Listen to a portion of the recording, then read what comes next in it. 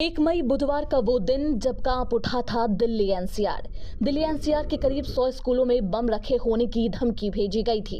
इसके तुरंत बाद सभी स्कूलों में दिल्ली पुलिस, बम निरोधक दस्ता, दमकल की गाड़ियां और एम्बुलेंस पहुंच गई। स्कूलों को खाली करवाने के बाद पुलिस ने बम की तलाशी की। 100 स्कूलों को मेल भेजा गया था, जिनमें DPS Dwarka, DPS Vasant Kunj, DPS Noida, DPS Rohini, Green Valley Najafgarh, DAV Pitampura, Mother Mary School, Mayur Vihar, Sanskriti School, DAV South West और एमईटी साकेत के नाम शामिल हैं।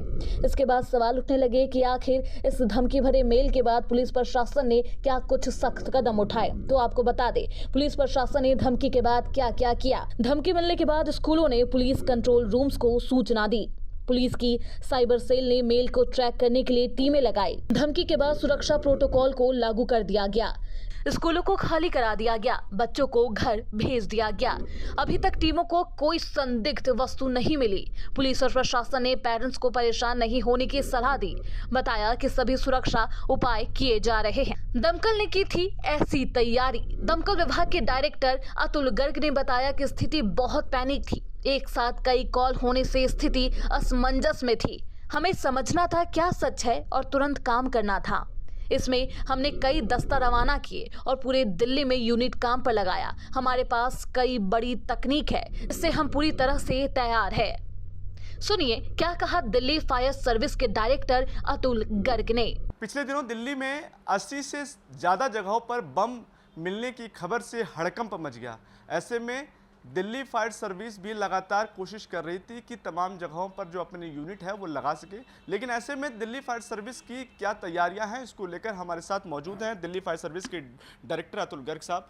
सर, जिस तरीके से खबरें रहीं उन दिनों परिस्थितियाँ क्या थी?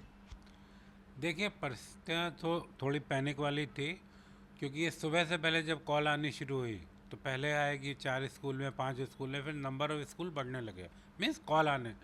तो उसी टाइम मेरे को कुछ अंदेशा हो गया था कि कुछ मामला आज गड़बड़ है।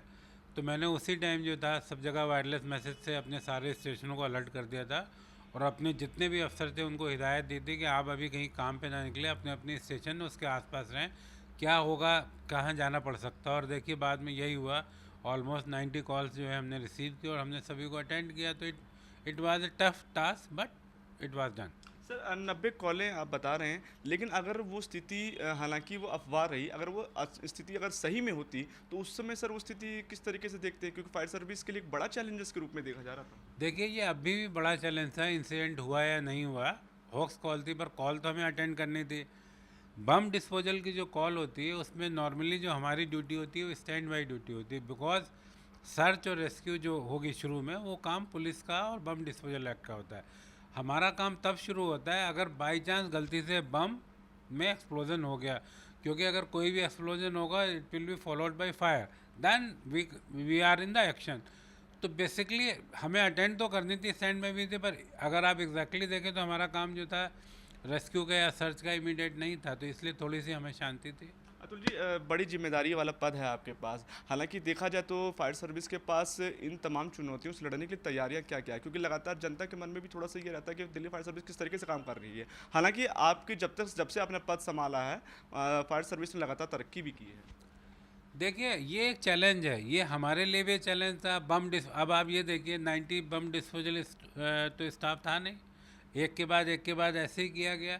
ये सभी के लिए एक चैलेंज था और इसके लिए विचार विमर्श हो रहा है कि अगर ऐसा कहीं वाकई में हो जाए, जैसे ऐसा तो संभव मुझे नहीं लगता कि 90 स्कूलों में एक संग कोई बात हो जाए या आग लग जाए। दुनिया में आज तक कभी ऐसा नहीं हुआ। ये सिचुएशन तभी हो सकती है कि जैसे बहुत भीषण अर्थक्वेक आ जाए या कोई ऐसी बात हो तभी।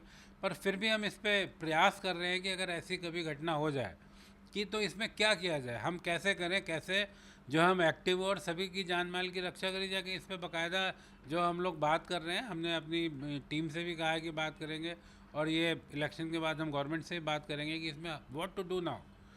हमारे पास गाड़ी है, संसाधन है, पर अगर एक ही मान लीजिए 5 मिनट के अंदर में 90 जगह अगर आपको गाड़ी भेजनी है तो ये वाकई मुश्किल काम है और हर एजेंसी के लिए मुश्किल काम है। और मैं ये भी कहूँगा, आप कितनी भी तैयारी कर लें, इसमें शुरू में तकलीफ ज़रूर आएगी। सर, कुछ नई तकनीकों, कुछ नए यंत्रों के बारे में जानकारी दीजिए, क्योंकि जो आपके बेड़े में शामिल हुई है, जिससे आपको लगता है कि इन चैलेंजिंग मुकाबलों में आपको बहुत ज़्यादा फ़ायदा भी मिल सकता है। नहीं देखिए, ये कॉल बहुत डिफरेंट तरह की थी। इसमें तो हमें फायर टेंडर ही भेजना होता है, क्योंकि अगर बम में गलती हुई, उसको डिस्पोज ऑफ करने में गलती हुई, तो बम फटेगा और आग लगेगी। तो इसमें मेनली हमें जो है वाटर टेंडर ही चाहिए, बिकॉज अगर आग लग गई है तो हमें पानी से आग को बुझाना है, उसका इमीडिएट एक्शन लेना है। अगर आप नए इक्विपमेंट की बेड़ों की बात की जाए तो दिल्ली फायर सर्विस निरंतर नए सामान जो भी कहीं भी अवेलेबल होता है एज ए एक्सपेरिमेंट बेस पे भी हम जोड़ते हैं। जैसे हमने सबसे पहले ड्रोन खरीदा, हमने सबसे पहले रोबोट खरीदा, हमने सबसे पहले वाटर टावर खरीदी। तो जितने भी नए इक्विपमेंट आते हैं, हम लोगों ने जो है वर्चुअल क्लासरूम बनाए हैं 2, जो कि किसी भी फायर सर्विस में इंडिया में पहली बार बनाए गए। 2 वर्चुअल जो क्लासरूम बनाए हैं, उसमें 25-25 बच्चों को ट्रेनिंग दे सकते हैं एक संग। जैसे कि आप ड्राइविंग की ट्रेनिंग देते हैं तो वर्चुअल होती है, आपको लगेगा आप आग से कर रहे हैं। ये करीब 4-1 करोड़ रुपए में 2 क्लासरूम बने, एक द्वारका में, रोनी में। तो दिल्ली फायर सर्विस निरंतर प्रयास करती रहती है कि जो भी नई चीज़ आए जिससे पब्लिक की सेफ्टी हो सके, पब्लिक ज़्यादा सीख सके, वो हम उसको बेड़े में जोड़ते रहते हैं। चलिए, बहुत बहुत धन्यवाद। हमारे साथ बातचीत कर रहे थे दिल्ली फायर सर्विस के डायरेक्टर अतुल गर्ग साहब, जिन्होंने कहा कि अगर इस तरह की कॉलें होती तो उससे लड़ने के लिए हमारे पास तमाम तरीके के यंत्र मौजूद हैं और हम चुनौतियों से लड़ने के लिए बिल्कुल तैयार खड़े हैं। कैमरा पर्सन राम के साथ मैं दीपक कुशवाहा, TV7 भारत।